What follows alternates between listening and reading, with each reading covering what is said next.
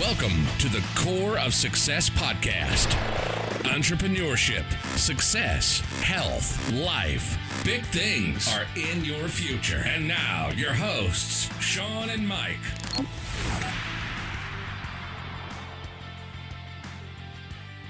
What's up, everybody? Welcome back to the Core of Success podcast. This is episode 8. Mike. Woo! How about that? Incredible, man. I think we're getting better. Oh, well, I don't know. We haven't gotten much feedback yet, but we'll see. But thanks for being with us today, guys. We have a really special one today. We're going to introduce you to some folks from the Abs Company team, Yes. one of whom you've already met, and that's Kim. Say hi, Regular. Kim. Hi, Star. everybody.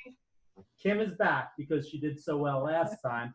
But Yes. today we actually have our entire leadership team with us. And so we have Eleni, Cindy, Kim, Mike, and myself. So how about that? That sounds Got the fun. whole crew, man. Or This this is might great. be a disaster. I don't know. Yeah. We'll find out. They may all quit after this. We'll see.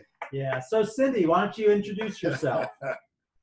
I feel nervous. I feel like I'm worried about what's going to happen here. I don't feel well prepared. I'm Cindy. I'm the director of marketing. Sounds like a problem that we're going to talk I about. We had your boy. We had your son on here last week. He was very well prepared, by the way. I like to have a plan. I like to know what's happening. I feel like I don't know.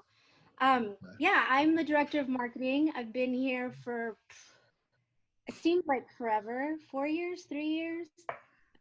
Was in sales and marketing in another company, another life for about 15 years. I worked for a company at the time. It was called NBC Universal, but I worked in the theme park division because I'm from Orlando. It's all the rage to be in a theme park in Orlando. So That explains why you're a bit goofy. a little bit, except I was at the other theme park, not the mouse. Oh, sorry. Yeah, no goofy there. But yeah, Well, And now- welcome, Cindy. thank Welcome you. to the Core of Success podcast. Eleni? Hi, guys. My name's Eleni. I'm the director of operations. I dated into the Abs Company and then married That's true. into the Abs Company. So here I am. But I've been working in the Abs Company since 2015, and I work very closely with Kim in the operations department and among other things. Awesome. Well, welcome, Eleni. You know, And you Kim- still what? owe me because I actually introduced you Listen, to Eleni. Listen, you're going to get a bill. I You're going to I get a bill for that. I get all the credit in this, just so everyone knows. That's a I bill. introduced Eleni to Sean, or Another Sean to story. Eleni. Most expensive bill That's a another great podcast. story. I ever got. That's a great story. I changed your life, and I got no thanks for it. You got Thanks a something. lot. And Kim, welcome back, employee number 1, who was Thank on you. another Yes. previous episode. Yes. Just remind everybody what you do here. My name is Kim, and I'm the director of logistics here. So I handle all of the inventory, and then I also handle the orders from the time they are placed till the time they reach their destination safely. Awesome. Well, that gives you a little bit of the structure of how we run things around here. But weekly, this group meets. We get together to talk about the state of affairs of the business and where things are going and the projects that we're working on and so forth. And last week, we were talking about some things, and I made a statement that I make very often here, which I'll tell you the origin in a minute. And I said that all problems are leadership problems. And that caused a little bit of grumbling. People were like, whoa, whoa, and people pushed back a little bit, which was interesting to me because we've said it a million times. But last week, it seemed to ruffle a few feathers. So I thought, what a great podcast to get the leadership team together to talk about this very topic. Because here's what I can tell you, Mike. All businesses have problems. Yeah, 100%. Big, small, everything. But, you know, it's all, you know, as we meet every week with our leadership team, you know, as we said, we keep it real, right? We want to keep it real with ourselves, with our teams. And you invite the conflict, which I think Oh, is I love interesting. conflict, yeah. But you talk through it. So things don't fester, things, you know, you get it out on the table. And look, at the end of the day, we all love each other, so to speak, but you have to have that conflict to talk through things as we did last week. And you got to have that. And through conflict comes great growth and great change for sure. Oh, yeah, 100%. I mean, that's where growth comes from. It doesn't come Yep. in the easy times. It comes in the difficult times. Yep. But when we talk about problems in the business, like you said, they take various forms. They're big problems or small problems. Some people call them issues. I call them flashing red lights in there, and they're not something that may blow up today, but a flashing red light is an indication that something could go askew if we don't put some attention to it. So the question is, where do these problems come from, right? And my contention last week was all problems are leadership problems. And I got that saying from a guy by the name of Clayton Mask. And Clayton is the founder of Infusionsoft, now called Keep. And that's the CRM system that we use here. And we got involved with them about 5 years ago, Kim, right? Yep. When we went through their leadership training and their business development. And we also do use their software. Yep. But I have a lot of respect for this guy because he and a couple partners started a business, just the four of them, sitting around a dining room table, grew it into a $200+ million a year company. Amazing. And as an entrepreneur, that's what I look for. I want somebody who started with nothing and grew it into something. So that inspired me. And when he said that, all problems are leadership problems, it really struck me. And over my 20-year journey as an entrepreneur, the biggest thing that I've learned is in order to grow the company and to get where I want to go, I have to have solid leadership. And it starts with me as a CEO, but filters down into having a leadership team. So that's where the origin of this. So I want to dig in a little bit and get people's opinion here from the leadership team of what you feel about that statement and where you feel the issues come from. But I thought a good place to start would be asking this question to the leadership team. Would it be fair to say that each of you has some issues going on in your departments right now? Yes. 100%. Always. Yes. Yeah. Good. Yep. So we have a good starting point. None of us has a perfectly running department, and that's good to acknowledge, because if you think you do, then there's that other dirty word we talk about here, and it's complacency. Yeah. Right? Yeah, And we'll talk about that on another episode, that we believe that complacency kills. And I think that's true. So I thought, since you all agree with that, why don't you give us your top one or two issues that you're dealing with? Kim, why don't we start with you? In logistics, what's one or two top big problems or issues that you're facing right now? Maybe the workflow and data entry, taking time, having to enter data in several different locations in order to get the job done. Okay, so workflow, possibly lack of technology implementation in the department. Yeah. Cool. Good. Cindy, what do you got? I got a few. I think one that we can all kind of relate to is probably Infusionsoft, as you mentioned before, just making sure that it's such a powerful system and so many of us are using it. We have to use it to its full potential and make sure that what we're doing is helping the rest of the people and not making the situation harder. So, using it for automation, using it for the sales folks, using it for marketing, email blasts, email market, it's a lot. So I just always kind of struggle with keeping that system optimized. Cool. So Kim, you have a little bit of lack of technology, and Cindy, you're saying you have some tech in your department that fuels a lot of the business, but we may not be using it to the full, and sometimes I think we'll attest here it's caused more issues than it's supposed to solve. So I could see that as a problem. Eleni, what do you see from a operational perspective? I think at the current moment, for me, I feel spread too thin, and I feel in a sense because of I've dabbled in WordPress, and I feel that I have skills to do things in our website, which is WordPress, but then I lose focus of the finance side of things, and not really focusing on the AR specifically, or just learning our new QuickBooks system. So I lose focus lately on what my actual job should be. So a little bit of lack of focus, and also trying to do too much. Yeah. Right, which fools each other, wearing too many hats. Yeah. Cool. Mike, now, before you answer, I want to clarify here. We're not talking about your personal problems. We don't have time for that today. Perfect. I have no personal problem. A problem that I have, I'm trying to get my bench press back to 500.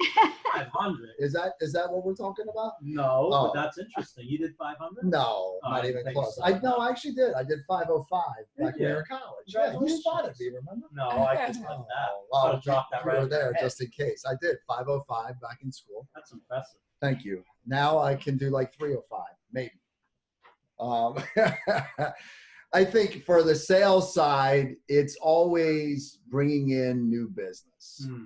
prospecting, bringing in new business, doing the work that makes the difference between an okay salesperson and exceptional salesperson. That's the difference. That's how you get paid, is bringing in the new business. To, you know, the prospecting, bringing in the new business, that is the difference between good and great, for sure.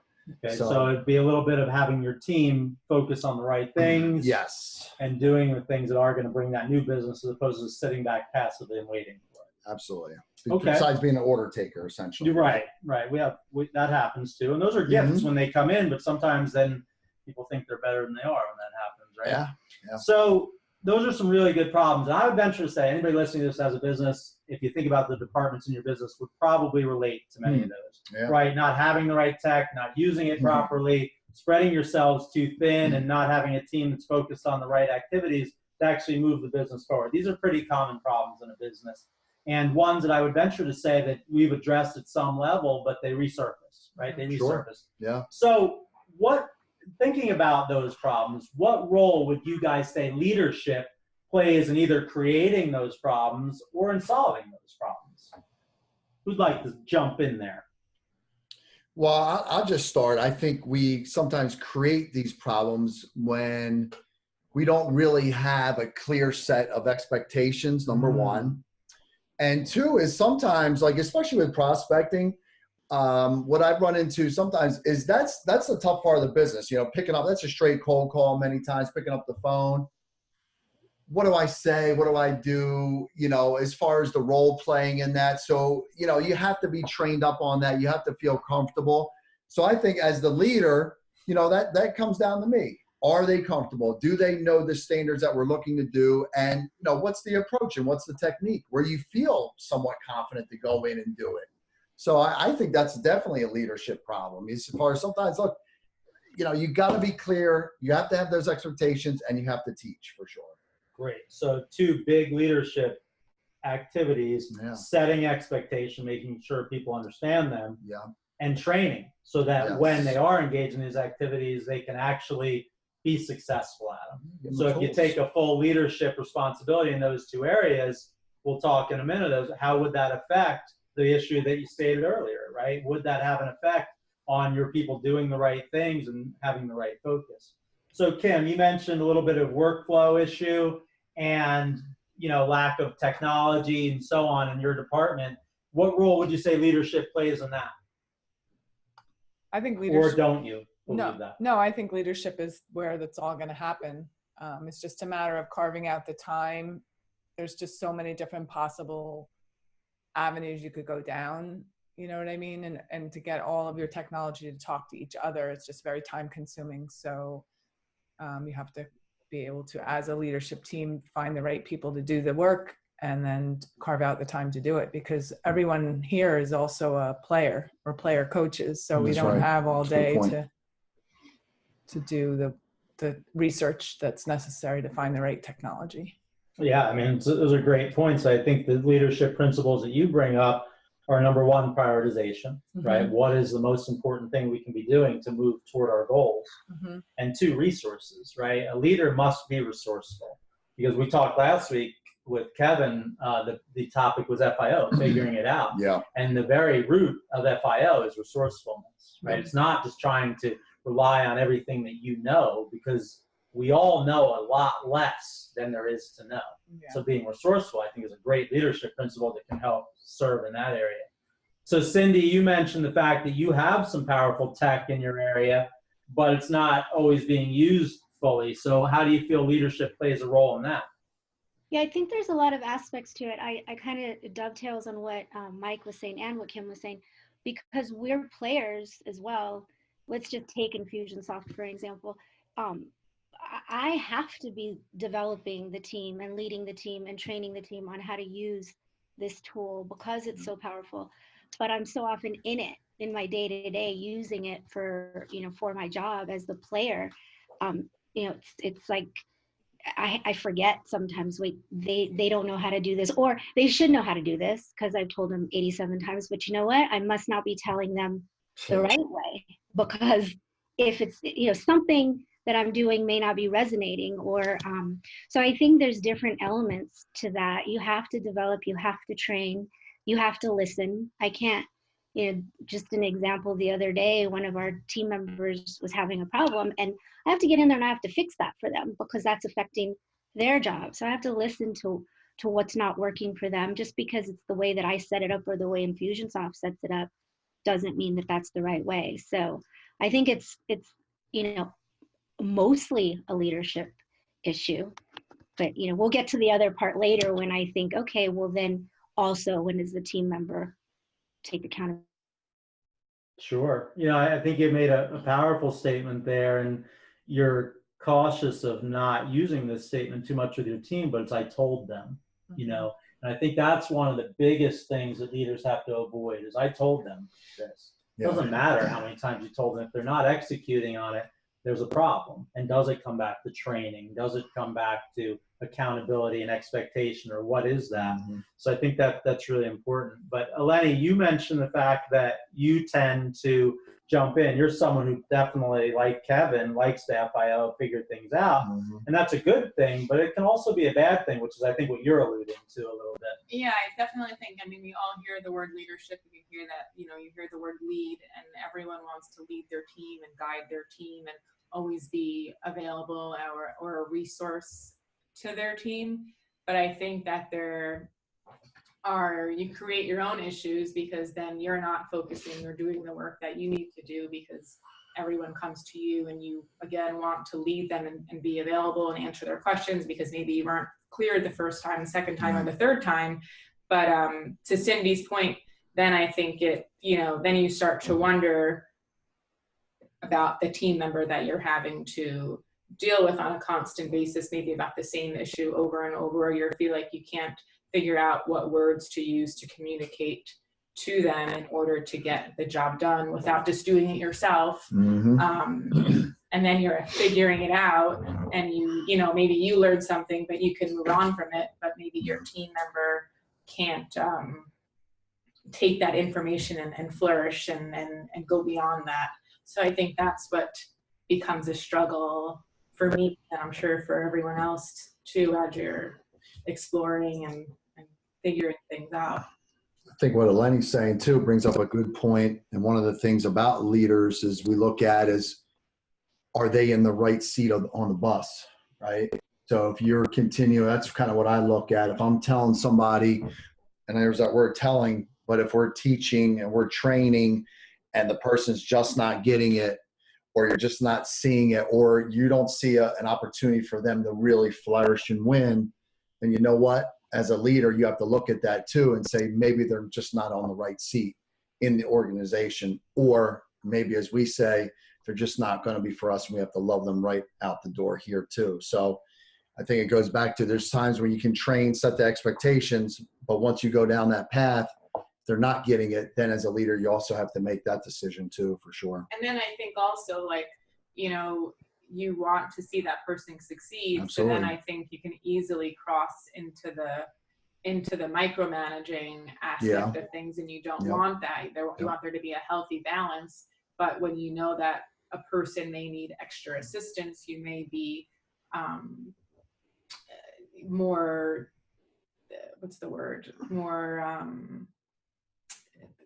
more eager to be involved in their day-to-day, because you know that they may struggle in a certain area, and then it can almost turn into resentful. They can be resentful because they're trying to figure it out, but they can't. And I think it can just lead to a waterfall of more issues that can be created if we're not leading them the correct way, if that makes sense.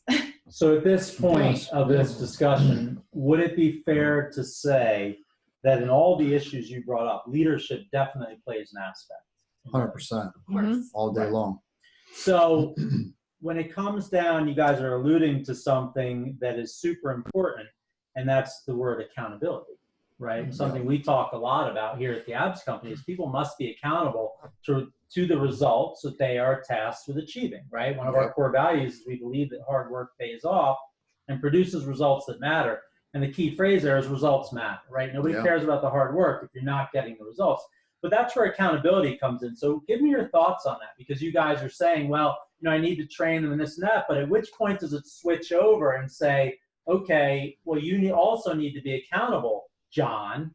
And then as that transition is taking place, what does that do to leadership? Does that relieve the pressure of leadership, or is that also a part of leadership? So what do you guys think about that? I think it's a part of leadership. I think it's someone being accountable for their role and the tasks that need to be done, and then moving forward from that. But if you feel a person is only going to be able to get to level 1 and you can't get to level 2 with them, and they are just at that point, I guess I don't know, you can almost feel like you're giving up on them because they're only gonna, I hate to use this word, but serve you to a certain extent, when you want them to be more, you almost want them to be like you, which I know not everyone is going to have that same thought process or capability, but you can only push someone so much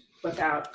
I think, if you don't mind, I was just going to say, I think if you have someone in your company that is not performing well, that the first thing you have to do is realize that there's a reason that you put them in that role. You put them there, you hired them for that job. So then you have to look at the job and try and coach them to the point where you want them to be, and train them more or coach them more, look where the issues are and try to help them to come to the point where they're reaching the standard that you set for them. And I just think if you say to them, we're setting the bar here, this is where we expect you to be, and they're consistently not reaching that bar, and you're coaching them and doing everything you can to get them to that level, then that's when you have to start to look at it deeper as maybe like Mike was saying, maybe they're not in the right seat, or maybe they're just not meant to be in that position. Yeah, I mean, with sales, it's a little more cut and dry a lot of times because you have numbers, right? You get your numbers, and we do a 30, 60, 90-day review for new employees, quarterly review for existing folks on the team. But yeah, it's mostly with the numbers. But with us too, we have an activity matrix as well. So this way we have a couple different metrics where we can look at, and shoot, if somebody's fallen down a little bit on sales, yeah, maybe they need some pickups in some of the areas, whether it's closing or prospecting. But if they're not doing the work, if they're not putting the work in, if they're not picking up the phone, if they're not doing what's required, the minimum requirements, then how the hell you expect to ever hit your numbers? So you gotta have to look at everything, and you talk to them about, hey, this is where we need to be. The hard work is part of it, but it's the results that we're looking for. And if they're just not getting there, then sometimes as a leader, you have to make that decision, what's best for the company and what's best for the individual too. Like we've oftentimes said, you know what, this may not be the right position for you. It's nothing personal, just on a business side, it's not the right position for you. We got to put the person in the best position to win. What were you going to say? Well, kind of the same theory. I think that we owe it to the person in question to make sure that we ability and what they're not doing and what they're not getting right, because it's not won't do that if we as we all are saying, love them out the door and decide it's not the right, we're going to go on to something else. Not only is it important that they take accountability and responsibility for their actions just in that relationship between leader and team member, but for their next step, what can they improve on, or why weren't they right? What were they doing? Having a little audio difficulty with Cindy, but I think she's saying that there's a leadership, because when you look at that, it's incumbent upon you as a leader to be training your people. And if you really look at that, someone who's struggling, how much time did you really put into training that person? With that salesperson, how did you sit with them and listen on their calls? Did you make them sit right next to you as you did yours? Did you go out on a visit with them? Did you get on Google and teach them how to prospect? If you're having someone who's struggling to keep up with their emails and their workload, are you sitting right next to them? How deep are you digging in, right, as the leader? Because we do have a difficult task here as player coaches. All of us are doing that. But when you look at that, what percentage of your time should be a player and what percentage of your time should be a coach? You know, do you guys think more of your time should be in developing and leadership or more of your time in playing the game? I think if we had a choice to say, I'm just going to do one or the other, and we could just lead the team, and all the other work's going to get done, I think we would all be more inclined to want to sit there and hold that person's hand and teach them how to prospect and teach them how to Google. But I think knowing that we have the other work to get done, it becomes a stress factor of, you know, there's only 40, 50 hours in a week that our stuff needs to get done, and that person's job still needs to get done, where something is going to lose focus and attention. And again, you hired a person in that role because you saw qualities that they could at least manage their role, that they can pick up the phone. Are you not picking up the phone to make a sales call because you're embarrassed, or are you not picking up the phone because you don't know what to say? Those are two different things. You know, I know. Or are you lazy? Or are you lazy? Or Yeah. Or are you not asking right? Are you not asking the right questions? Are you having a meaningless conversation when someone says to you, you know, what are you struggling with today? You know, so I think it's just, I think a person doing their job knows more or less when they're doing a good job versus a bad job or an okay job. Hey, this is what I need help with. So I think it's a two-way street. Yes, it's the leader's job to lead and guide them there, but I think a person needs to take accountability for the work that they're doing and speak up. So the leader's role is obviously set that expectation for the people. It's to train them so they have the tools. The person not picking up the phone because they're embarrassed, that's because the leader didn't sit there with them and force them to role play out loud 752 times, right? That's a leader's problem. You have to make sure, if you believe that the person you hired can actually do the job, right? Then there's the accountability issue. They have to take personal accountability, but we as a leader must hold them accountable to it, because if not, then again, it falls back as a leader's problem on there. Because here's the bottom line of hiring, guys. At the end of the day, hiring is guessing. That's all that you're doing. You're guessing that the person that you brought in, who put their best foot forward, who gave you their best references, who told you their best stories, is going to be able to perform here. You don't know that, right? So at the end of the day, hiring is guessing. But firing or moving somebody on, that's knowing. You know at that point. And that's where the script flips over, is when you say, okay, I really have put my time into training this person. I've given them every resource that I can, and they still can't keep up. Then if you keep them on the team, that is also a leadership problem. Because as Tony Robbins famously says, it's not the person that you hire that's going to damage your business. It's the person that you refuse to fire, unfortunately. So there's a real leadership all the way through the hiring, firing cycle. It's a leadership issue, in my opinion, because it's all of us. We're doing our best job bringing them in. But I think where a lot of us fall down is we bring them in and then we give them a little bit too much leeway to do their jobs because we think they can do it. And also as a leader, it's a lot more work to go in and train that person, to make sure that they got it, to role play with them as sales, to dig in on their work, so to watch them process orders, so on and so forth. That's a lot of work. That you're saying, well, I hired you to do this, you should be able to do it. But yet they're not quite there. So a little bit of that falls back on us. And yeah, they should be practicing nonstop on their own. That's the personal accountability side of it. But there's a huge leadership component that we as leaders don't have the luxury of taking our hands off that wheel. And that's the issue that we face when it comes to our people. So there's definitely an accountability issue. And I think that's what we touched on. That's how you balance accountability and leadership. We have to have expectations as a leadership team that this is what we're going to do to train our people. Now, we've done all these things.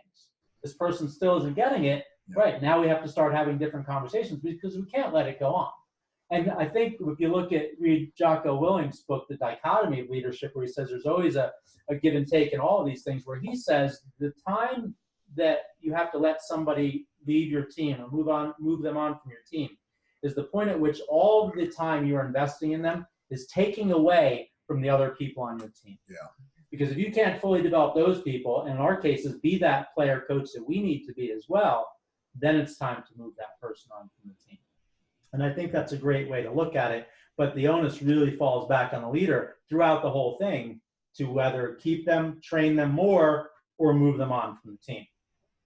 Yeah, I think too, a good, aspect to look at from the leadership perspective is when you look at a team member's strengths, like what are they really good at, right? You focus on their strengths and how can you help them in that? How can you add value to where they're strong at? Are they good at on the phone? Are they in the sales perspective? Are they really good with in-person visits? Are they really good with on the phone? But then at the same time, you say, great, you're awesome at that. You fan that flame. But then at the same time, you have to bring up those other skills. Because like we talked about in other podcasts, if you heard that one, guys, about those components of the professional salesperson and where you need to be in the 2019 world, you have to be good at all aspects. You have to be good at on the phone. You have to be good at in-person, Zoom meetings, email, all those social, all those types of things. So, as a leader too, you got to look at it and say, what are their strengths? How can I help them? How can I bring value there? And can we fan the flame? Is that going to take them where they need to be? Because if not, then, again, we may need to have to move them to another spot on the bus or out the door. Yeah, and I think the key there is, yes, we want to fan people's flame and build their strengths, but we always, as leaders, have to ask, is that strength something that's going to benefit this company? Is that the best decision for the company? Is that making the lion eat first, as we like to say? Yep. And that's really the balance that we have to strike with these things. So when it comes to some of these big categories of leadership and issues that we have, we kind of touched on hiring and firing, right? Those are big leadership problems that if we don't get those things right, those problems are definitely leadership problems. Let's talk quickly about standards and expectations, right? How does that fall into leadership? So talk about standards that the company has and expectations. What is your job if you're having a problem with somebody on your team who's not meeting standard and not coming up to expectation that you've set forth for them? What is the leadership role in that? I think a conversation needs to be had as far as, why aren't these expectations being met? What's holding you back? What are you struggling with? Yep. And what's going to be the plan to fix all those so you can meet expectation? And I think at the apps company, we've established that, especially for new hires or transitions between roles. We have our 30, 60, 90. And I think at those meetings specifically is the perfect opportunity to discuss any issues at hand, or at your weekly one-on-ones, however, the meeting flow, or depending when that issue really arises. But I think there's ample opportunity to have those tough conversations with that person in question. Yeah, and to just expand on that for a second, when you have those clear expectations, those standards, when someone knows that, they may themselves say, you know what, this isn't for me. They may right then say, hey, I think I want something a little more laid back, or I don't know, maybe you guys are, this isn't for me, which is fine too. I mean, if you can find that out within the first 3 days or 30 days, that's a good thing, So you're saying it really comes down to first setting that expectation very clearly. Yes. That's a leadership role. We have to lay that out for people, because you're exactly right. If they say, whoa, this isn't for me, and then having the tough conversation with them if they've gotten past, because most people aren't going to leave after 3 days of training, it'll take a very strong person to do that. But holding them to the expectations is a leadership issue. Yep. And when they do, then they're going to find out, hey, this isn't for me and I am going to leave, or, we may have to move them on. So Kim, in your department, when you say you've had a lot of people come through yours, right? Through the various roles that you've had. Yeah. So where do you feel that the leadership comes in there with the standards and the expectations that you're trying to set for these folks? Well, I think it's all unfolding as we grow and as we become better at what we're doing, but we just, we're starting to really implement the big 3, which is the 3 reasons why your role exists. Yep. And we're doing them like weighted. So each person has maybe 60% of my job might be inventory, making sure we have what products are here. So what we need. And if we run out of inventory, everyone in the company can come to me, because I know that's my big 3, and they can say, why are we out of this product? So that helps a lot within my department, because each person on the team has a big 3, and I can really zero in on what the standards are and if they are or aren't meeting them. So I think that's that's a good barometer. It's a great barometer Yes. because, again, the big three is a fantastic format. And we'll do another episode on explaining exactly what that means. But the big three, as you said, is the reasons why the role exists within the organization, not the person, the roles. Because to your earlier point, Mike, fan that flame, but make sure that flame is actually growing the business, right? Sure. So it's the leader's job to set that out for them, both before they're hired and then to constantly reinforce it, like you said, Lenny, in the weekly one-to-ones, the quarterly reviews, so on and so forth, so everybody's clear. So can we all agree, or does anybody disagree, that standards and expectations are the responsibility of the leader? For sure. Yeah, now achieving them is the responsibility of the actual team member, but that comes back to the training and so forth that we spoke about. So lastly, culture, right? Obviously, someone cannot be in the company if they are not a cultural fit for the business. You know, that is just so well documented. Somebody who's not a cultural fit will bring down an entire organization, right? Yeah. We've seen it time and time again. When leadership changes, sometimes companies can go down as well. So how do you deal with that from a leadership perspective? If someone's not a cultural fit, where does the leadership role play there? I think you got to be a performance fit and a culture fit for sure. You can't be, it's not, you're in sales again, you're hitting your numbers and you're doing really well, but when you go on the road, you act like a moron, you're an idiot or worse. Or you treat other people in the organization terribly. Just can't have that. And that, like you said, that'll be a cancer. That'll bring the company down faster than anything. So I think, look, sometimes we get enthralled, we get enamored by someone if they're really good and they're really good at their job, but he's an asshole. That doesn't work, right? You can't have that. So but I think you say it doesn't work, but I think, I'm not saying it works here, but you can't say that someone wouldn't be willing to, look the other way because they know that person is performing and maybe, it may not be something that you want, but you can't say that. I agree. Hey, you look at all the sports teams, right? There's guys on the teams that they're not good guys, but they can score touchdowns. They can score points. They keep them on the team. Why? Because they're helping the team win. But at the end, are they really going to ultimately win a championship? Are they going to take it over the goal line? I'd rather go to war with people that I want to work with every day that really believe in the culture. Not just because they're good at making calls, not just because they're good at closing deals, but then they're going to do some other stuff that isn't part of our culture. So it's an interesting one. Kim, you can attest to this too, because you've been here the longest. Yeah. There's two sides of that coin, right? Absolutely. There's that person who's not good at their job, but we love them as a human being and we let them hold on. And that also erodes culture because it erodes standards. And, you've seen me do it many times through the years. Hold on too tightly. So what would you say about that from a leadership perspective? Is that a failure of leadership? I think it is. And I was going to say, when Mike was talking, I think you can coach performance, but you can't really coach the cultural values of somebody. So I think that when you're hiring, to get the cultural fit is the most important thing. And then the performance, is going to come along as you coach them through it.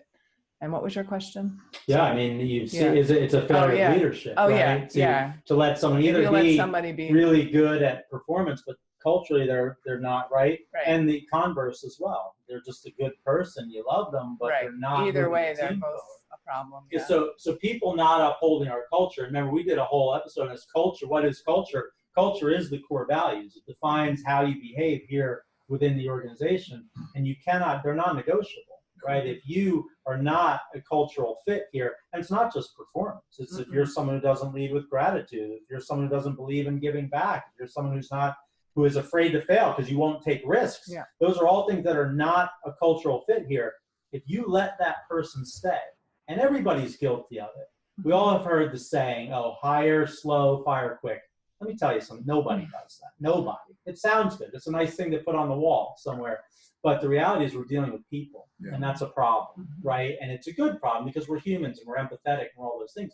But at any stage, if you allow someone to remain inside the organization that is not a cultural fit, which is a big problem for any organization, that is a failure of leadership at the end of the day. It's not a failure of the person who's not living up to cultural standard because they're being who they are. Right. You're allowing them to stay. Right. That is a failure of leadership. So with all this stuff being said, guys, let's bring it back to the top and wrap this thing up. we started this podcast with the statement that all problems are leadership problems. We all agreed that we have some issues in our organization, in our departments within the organization, and we dug in on them, and there was a leadership component to all of those things. So when you sum all that up, when you digest everything that we've talked about here, where do you land on that statement that all problems are leadership problems? Is that something that you would say, yeah, I agree with that? Are you a yeah, but, or you say, no, that's still wrong? I would say everything's your fault, Sean. Hey, you know what? You say that tongue in cheek, but that's 100% right. And that's the responsibility that a CEO takes on. Every leader takes that on, but the CEO especially. I'm the last line of defense. All problems land on my desk. And if I allow them to happen, even within this leadership team, if I allow you to be a poor leader on this team, that's not your fault. That's my fault, right? I'm allowing you to be here at that time. So you're 100% right. That is a huge leadership problem. But do you land on the positive side of that statement that all problems are leadership problems? Yes, I definitely agree with that statement and the way that it, going through this process. I think last week, which brought this topic to light, I think it was taken more on a personal level versus, breaking it down the way that we just did. So for sure. Good. Kim? I totally agree with the statement. Mm-hmm. Mike? Yeah, 100%. Because if you really dig deep, when you look at what it was, it's typically expectations were not clear. There's no UAC as we talk about, right, on what the expectations were. You're not holding people accountable.